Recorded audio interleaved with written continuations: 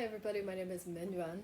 I'm a director at RBC Capital Markets in the Media Investment Banking Group, and I'm super excited today to be helping out Literacy Inc. in their efforts. And today I will be reading Giraffes Can Dance by Giles, Andreae, and Guy Parker Reese. I didn't have the benefit of reading this growing up because I grew up in Taiwan outside of the States, but when I was searching around and looking for books, this sort of jumped out at me just because I love to dance. And there's a ton of animals and colors in this book, and a lot of really good rhymes. And it kind of reminds me of Lion King, which is one of my favorite movies. So let's get started.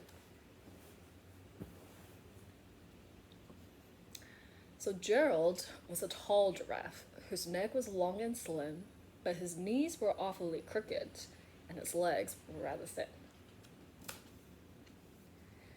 He was very good at standing still and munching shoots off trees, but when he tried to run around, he buckled at his knees.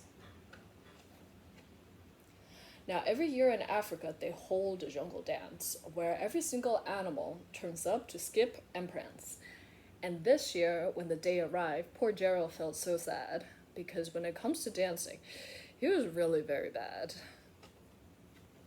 The warthogs started waltzing, the rhinos rock and rolled, the lions danced a tango that was elegant and bold.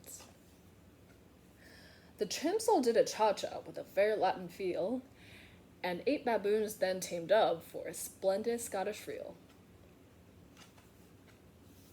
Gerald swallowed briefly as he walked towards the floor, but the lions saw him coming, and they soon began to roar. "Hey, look at clumsy Gerald," the animals all sneer. "Giraffes can't dance, you silly fool. Oh, Gerald, you're so weird." Gerald simply froze up. He was rooted to the spot. "They're right," he thought. "I'm useless. Oh, I feel like such a clod." So he crept off from the dance floor, and he started walking home. He never felt so sad before, so sad and so alone. Then he found a little clearing, and he looked up at the sky. "The moon can be so beautiful," he whispered with a sigh. "Excuse me," coughed a cricket, who'd seen Gerald early on, "but sometimes when you're different, you just need a different song." Listen to the swaying grass and listen to the trees. To me, the sweetest music is those branches in the breeze. So imagine that the lovely moon is playing just for you. Everything makes music if you really want it to. With that, the cricket smiled and picked up his violin. Then Gerald felt his body do the most amazing thing. His hooves had started shuffling, making circles on the ground. His neck was gently swaying, and his tail was whooshing around.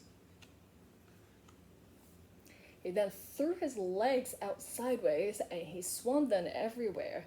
Then he did a backward somersault and leapt up in the air. Gerald felt so wonderful, his mouth was wide open. "I'm dancing, yes, I'm dancing. I am dancing," Gerald cried. Then one by one, each animal who had been there at the dance arrived while Gerald boogied on, and watch him, cried entranced. They shouted, "It's a miracle. We must be in a dream. Gerald is the best dancer that we ever seen." Look at that. "How did you learn to dance like that? Please, Gerald, tell us how." But Gerald simply twirled around and finished with a bow. Then he raised his head and looked up at the moon and stars above. "We all can dance," he said, "when we find music that we love." And that was it. So hope you guys enjoy that. I am gonna go to do my own little dance now. Goodbye.